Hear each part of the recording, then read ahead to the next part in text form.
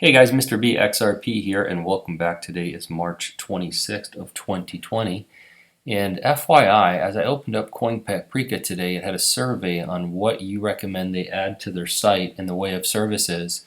And there's a spot for other, and in the other spot, I wrote in, put in the correct supply of XRP on your platform because they're not showing the total supply.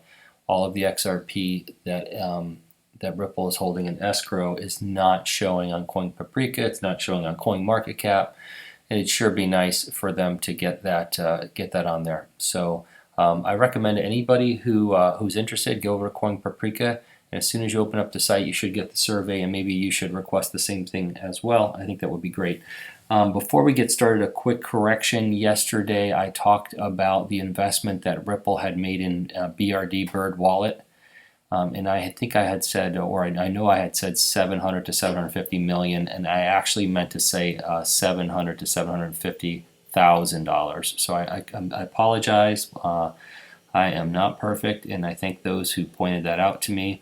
But I still think my point was that's a lot of money to invest in something that's already up and running, and I still think that they're involved in some way. So we will see. All right, so prices. Bitcoin is at 66.45, Ethereum's at 135, XRP is just over 16 cents, and it's been pushing a little bit, just a little bit, but nothing much going on. The stock market is doing really well. I think it's up about 850 today, even though unemployment claims were, I think, at 3.8 million, and before that, I think the highest they ever were like 600,000. In 1 month, and that's 3.8 million, but the market still seems happy because of the stimulus package, which, by the way, we have not seen the final draft of the stimulus package that's coming out, so we really don't know what's in it, but we do know that they separated out the digital dollar part. I'm going to get to that in just a little bit. Okay, so what they did was they separated. Here it is. Cryptopolis posted this, and Bitcoin Backer. If you don't follow Bitcoin Backer, you should follow him, and you should certainly watch his videos. He's an interesting blend of someone who does technical analysis and does some commentary. He's actually a neat guy. I like him. I like watching his program. But he goes through the Banking for All Act. So they essentially have pulled the digital dollar out of the stimulus package, and they're doing it as a separate bill, and he goes into it in depth in his video yesterday. If you want to hear about it, it's still not, you should listen to it. You should read the bill yourself if you want to. There's a lot of open-ended stuff there, but all the banks are going to have to be online by January of next year, which means they'll probably be online a lot sooner than that. But check that out, and hopefully we'll get more details about it as time goes on. But I wanted to bring that to your attention. Sir Gordon Gekko had posted this on Twitter, and he said something is being planned, and it's all circling around Good Friday.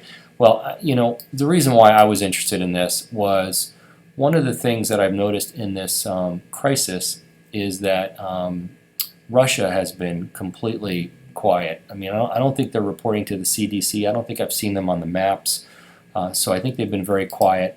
But in this video, I'm not even going to play it. But Putin does call for I think he calls for a 1 week vacation for everyone, non-working, a week with pay. So that's what he's doing. Everybody 1 week off, which certainly isn't enough time. But interesting that he's finally coming out and saying something, and I thought that was good to see. I don't think a week is enough. No, we'll go on. Digital Asset Investor posted this yesterday, and he said, I'd say this is a pretty timely tweet. So Backed comes out, within 48 hours of the U.S. government talking about the digital dollar and wallets. Backed comes out and says, Backed mobile app is a critical step forward in helping bolster the versatility and credibility of crypto and digital assets as legitimate financial tools. So they're coming out with their digital wallet, Backed, so which will be interesting. And what will be nice is if retail investors can use Backed, and if Backed offers any FDIC insurance, that might be great. We sure would like to see some protection on exchanges, because everybody talks about own your keys, own your crypto. But the truth is, the only way to cash out or to trade is to be on an exchange, and if we had the comfort and protection of insurance on exchanges, there probably would be no fear in people keeping it on exchanges and not needing any cold storage. So I hope that they have something like that, and that would give, put pressure on other exchanges to do the same thing. But I think that in order to get the mainstream to show up to our party, that we're really going to have FDIC insurance on cryptocurrency, because I got to tell you, using these cold storage devices is not the easiest thing in the world, and mainstream is just not going to want to do it. I mean, it's just too quirky and too weird for them to learn how to do it. But we were early adapters, and we came to the party early, and we had to do it, so we had no choice. Brad Garlinghouse tweeted yesterday, and it wasn't about the digital dollar, and it wasn't about the financial crisis. He's still completely quiet and silent about that. But it was about scammers on Twitter and on YouTube. So I applaud Brad for this. This is an important topic. I sure would like to hear him talk about the other stuff, though. But he said enough is enough. In a time of global crisis, when people are especially vulnerable, social platforms need to hold scammers, crypto, and otherwise accountable for stealing money from innocent victims with fake giveaways. So essentially, he says, he's never giving away free crypto. Ripple's never giving away free crypto. Guys, don't ever fall for this stuff. I mean, it's just, I post things on Twitter, and well, here's what happens. When I post something on Twitter, or a lot of people that post things on Twitter, but it happens to me too, excuse me, is a scammer will block me first so that I can't see that they post underneath my post, and then they post, thank you, I got back my 100,000 XRP, so I don't even see the scam when it gets posted underneath one of my tweets. So just know that a lot of times that the people who do a lot of posting on Twitter, we don't even see these scams. We don't even know they exist. Now, if you are a Twitter person and you do see one of these scams, I think I found the best way to handle it is you hide the post that they made, not the one that you made, but they made, and then you block them. Don't block them first, because then you can't hide the post. So you need to hide the post so that people can't see it, and then block them.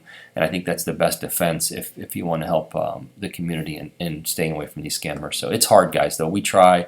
I mean, I know that I'm told, quite often that there's 15 Mr. BXRPs out there on Twitter, and I can't see any of them because they block me. So it's a tough deal.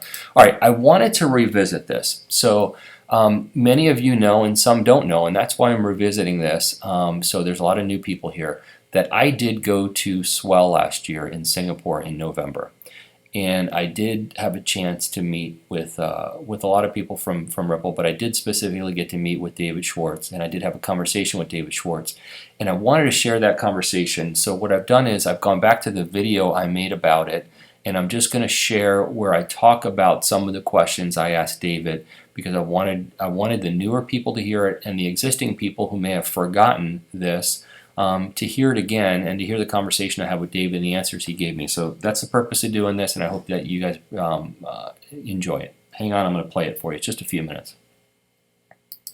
So moving on to my conversation with David, which is completely, his personality is completely different than Philip Rao. I did have a very deep and lengthy conversation with David, who I can tell you will begin to melt your brain about 20 seconds into any conversation.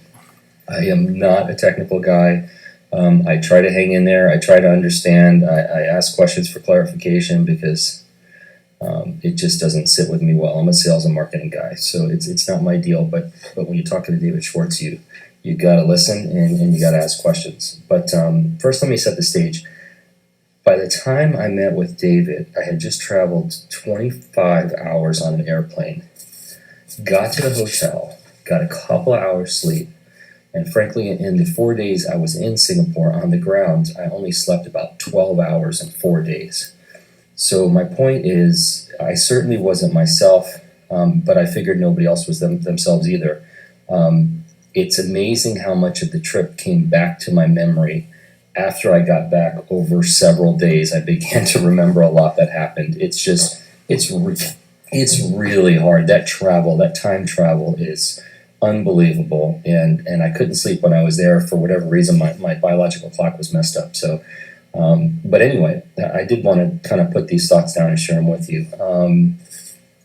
let's see here. So these questions and the answers that I'm about to give you are not exactly the words, as I didn't tape them, but I can guarantee that they're close enough, and the sentiment of how I'm explaining them are 100%. So back to David and the question. So I asked David about Ripple's presentation to banks. I said to David, I've been in sales a very long time, and I can't imagine your sales team presenting the Ripple solution and getting to the end to explain the advantages of using XRP with on-demand liquidity and wrapping up the sales pitch with, if there's ever a bull run, we sure hope there's enough liquidity in the system and the value of XRP is high enough that you can move your large sums of money.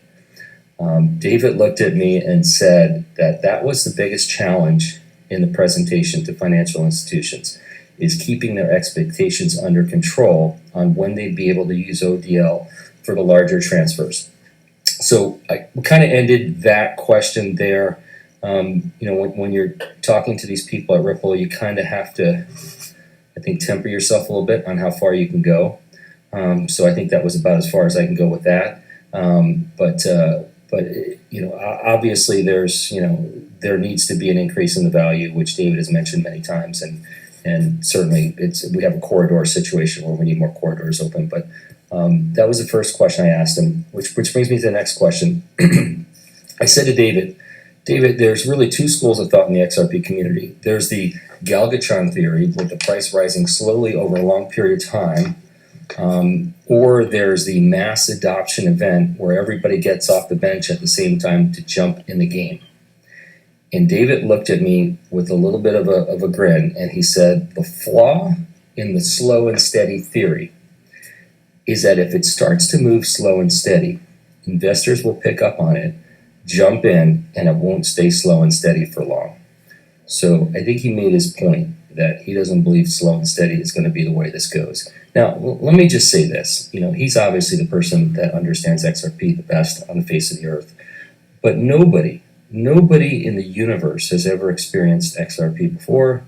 This has never happened before. So nobody exactly knows what's going to happen.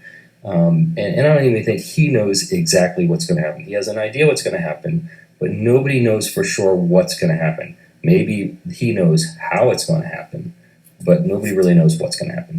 But I think that was an interesting response. Also, David went on to tell me about how in the near future, when financial institutions are looking at their computer screens, preparing to send money and making their choice on using a basic messaging option or on-demand liquidity, that if for any reason they don't choose on-demand liquidity because it isn't the cheapest way to do it, that Ripple will be notified immediately and they'll fix that particular scenario. So essentially, there will be a system in place to where if they don't choose ODL, Ripple will want to know why they didn't choose ODL and fix the reason why they didn't use ODL. So the point being is they intend for financial institutions to use ODL. I don't fully understand the process of this, but the sentiment was ODL will be the least expensive way for financial institutions to send money in any corridor at any time, or we will fix it. And I thought that was amazing as well. Lastly, I did mention to David that I remembered he did a tweet about a year and a half ago, and that tweet stated that he said that he probably would stay with Ripple for about another year and a half, and then he'd move on to another project. And David looked at me and he said, this has taken a lot longer than expected, and I'm going to be sticking around to see it through. So the good news is that, we all know it's taken longer than expected. Obviously, regulatory clarity has been an issue in getting these corridors open. But the good news is he's sticking around. He's going to see it through. And he was emphatic about that. I mean, it was like there was no question about it. So I thought that was great.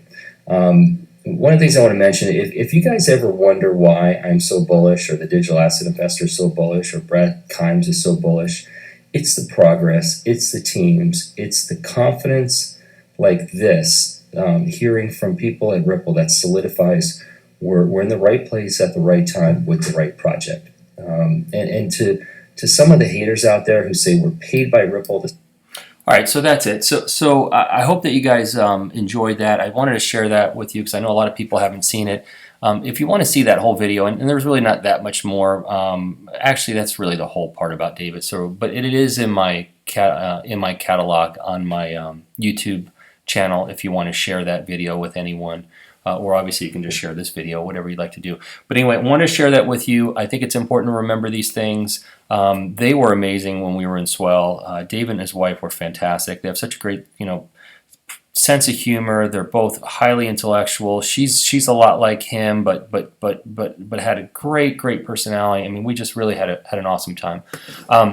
Moving on, somebody had posted this on Twitter, and it said, "Thank you to the grocery store clerks, the truck drivers, the medical professionals, the restaurant workers, generous neighbors, warehouse workers, farmers, janitors, garbage men, and other sanitation workers." I agree, and I thank them all during this time of need and everything we're going through right now. These people are some of the real heroes in our society. So I want to personally thank them as well.